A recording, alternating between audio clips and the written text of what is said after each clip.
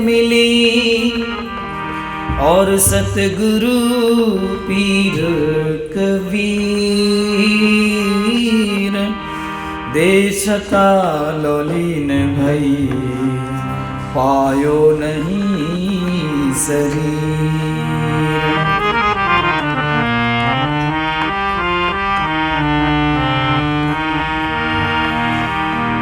आप बहने भजन गाते हो नहीं, राणव जी थारो देसड़लो रंग रूड़ो है, मीराबाई का भजन है, सुंदर भजन है।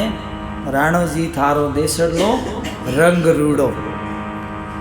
थारा देश में लोग बसे सब कूड़ो, कूड़ा मतलब झूठा बोला।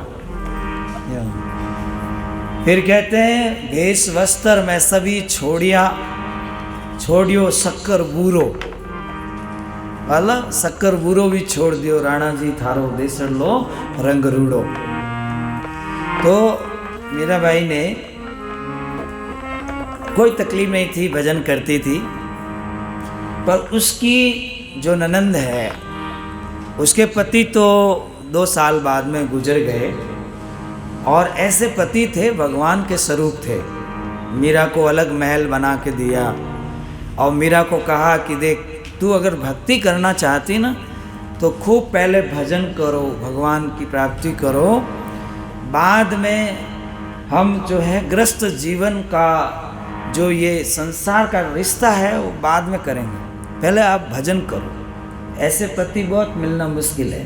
मीरा को जो पति मिले थे राणो जी बहुत ही अच्छे थे, परंतु संयोगवश 2 साल बाद में उनके पति कोई रोग से गुजर गए मीरा के, और राज आ गया तो उसके देवर जो थे वो राणा बन गए। अब देवर राणा बन गए तो भाई ननंद है, वो ननंद बार बार उसका कान भरती है और मीराबाई के विपरीत उसे खड़ा करती है। तो दोख्या दोख विचारिया और दिया है जहर गोलाए, लो भावी चरना मत ले लो थे थोरो नेम निभा। अब रात भर भाई का कान भरे कि मीरा तो पागल हो गई है, वो साधु संतों के पास जाती है, भजन बोलती है, लोक लाज सब छोड़ दी है, कुल का नियमों का सब नाश कर दिया इसने। ये मीरा जो पर्दे में रहने वाली, और वो जा कर के संतों के बीच में बैठती है।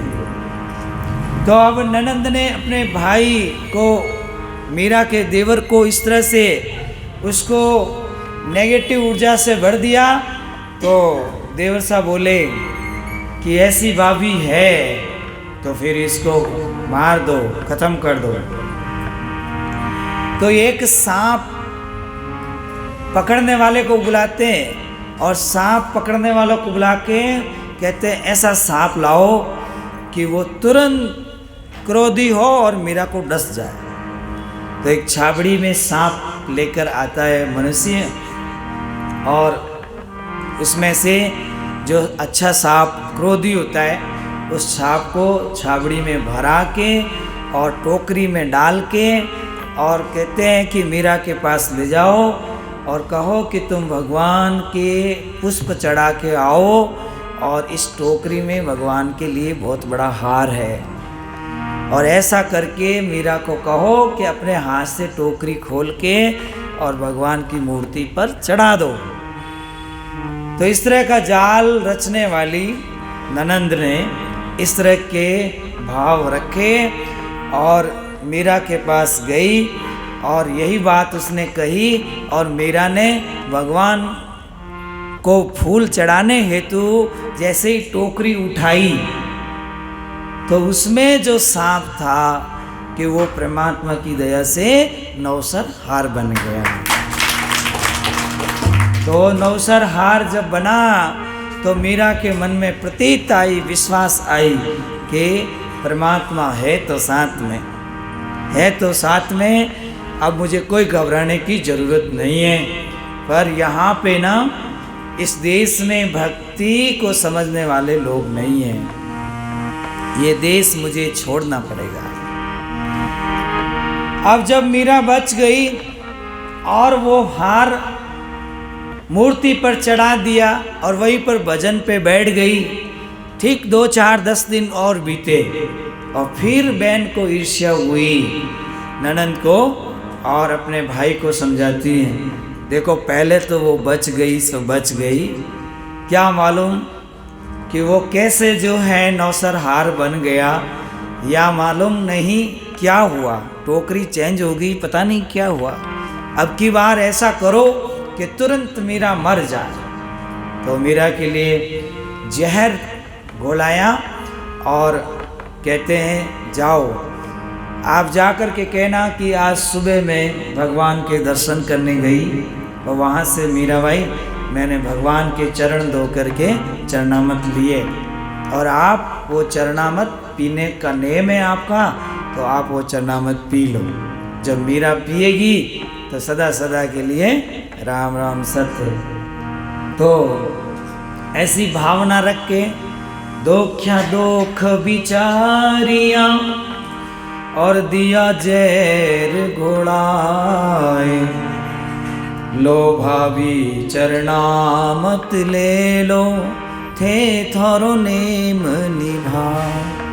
ननंद बड़े प्यार से बोली, भाभी मैं आपके लिए भगवान का चरणामृत लाई हूँ और आप अवश्य इसको ग्रहण करो, भगवान आपके ऊपर प्रसन्न होंगे और आपको भगवान की प्राप्ति हो जाएगी, सदा सदा साथ में रहेंगे भगवान और आप भी भगवान के साथ में। यह पी लो आप। मीरा मन में समझ गई ये जो दोख विचारने वाले लोगों के मुख से जब इतनी अच्छी भाषा सुनती हूँ तो कोई न कोई दाल में काला जरूर है, परंतु परमात्मा जो करता है वो अच्छा ही करता है।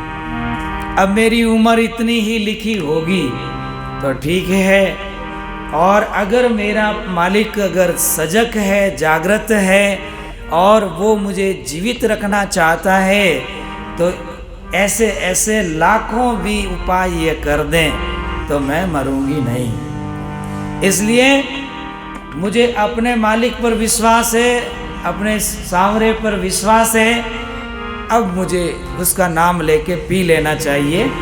तब उसने निश्चय कर लिया, हाथ में कटोरा लिया और बड़े प्रेम के साथ, हर्ष के साथ, खुश होकर के कि यह आपका चरणामृत है, अब नहीं भी है तो आप मान लेना, और जिसके लिए ही मैं जी रही हूँ बस उसी को मेरे जीवन की लाज है। तो वो अब चरणामृत को पास में ले जा रही है और उसको ननंद है जो आंखें खोल के हैं देख रही, टक टक टक टक टक टक टक टक कि अभी ये पीती है कि नहीं। जैसे ही मीरा पीने लगी और खुश होके पीने लगी और अपने दिल में सांवरे की मूर्त को निहारती है और कि बस या तो आज मेरा अंतिम दिन है और या बचावे तो बचा लेना, अगर संसार में रखना है तो बचा लेना, अगर संसार में नहीं रखना है तो बहुत दिन बीत गए, अब फिर आपसे मिलना है तो आप मिल लेना। अब वो पीती पीती याद करती करती पी गई और कहते हैं श्री कृष्ण महाराज इसके कंठ में आकर वो विष ग्रहण कर लिए और मीरा बच गई और थोड़ी देर से बातें करने लगी और वो सोचने लगी कि इसको अभी तक चक्कर क्यों नहीं आया। और फिर वो सुनाने लगी भगवान के बारे में कि भगवान की ऐसी कृपा होती, भगवान की ऐसी दया होती, ये होता वो होता ये होता, भक्ति की बातें ननद सुनती है। थोड़ी देर से क्या कहती, करनी में तो कर लो वापस आखिर मरना हो। अब कहते हैं आज की रात जितनी बात करनी है भाभी आज उतनी बात कर लो, जीवन का कोई भरोसा नहीं है। करनी वैसो कर लो वापस आखिर मरना हो, ये तन छूटा पचे जीवन का अंत जो हो। शरीर छूटने के बाद क्या बात करोगी? आप जितना बात करना आज कर लो। तब मीरा वापस जवाब देती है, राम मरे तो मैं मरूं और मेरी मरे बला, मैं पतिव्रता उन पुरुष की तो उस बिन रयो न जा, उस बिन रयो न जा। मीरा ने कहा कि मैं जिसकी पतिव्रता हूँ, जिसको अपना पति समझती हूँ, वो सोच उसको है, तुम्हें सोच करने की कोई जरूरत नहीं है। मीरा डग पीने के बाद बातें कर रही है। 1 घंटा बीता, 2 घंटा बीता, 3 घंटा बीता और ननंद को नींद आ गई। सुबह हो गया, देखे तो मीरा तो तंदूरा लेके भजन गा रही है और भाई के पास पहुंची और मुंह कर दिया जैसे तवा जैसा काला कि है मैं तो बहुत सारा प्लान बनाई थी, वो सब प्लान मेरा खत्म हो गया। बुलाया उसको जिसने जहर लाया था, उसको बुलाया कि तुम क्या लेके आया था, जहर नहीं लाया था क्या? उन्हें कहा कि मैं ऐसा जहर लाया कि जिसका ढक्कन खोलते ही उसकी हवा से आदमी मर जाए, ऐसा जहर लाया था मैं। तब राणा को खटका लगा, ये ऐसे नहीं मरने वाले, अब मैं इसे मारूंगा तो अपनी तलवार से मारूंगा। तलवार लेके पहुंचे और तलवार लेके पहुंचे तो कहते नहीं, जिनको राके साइया मार सके न कोई, और बाल भी बंका ने कर सके जो जग बैरी होए। अब जैसे ही राणो जी तलवार को लेके क्रोध करके मीरा पर जाते हैं और मीरा एक की 4 हो जाती है।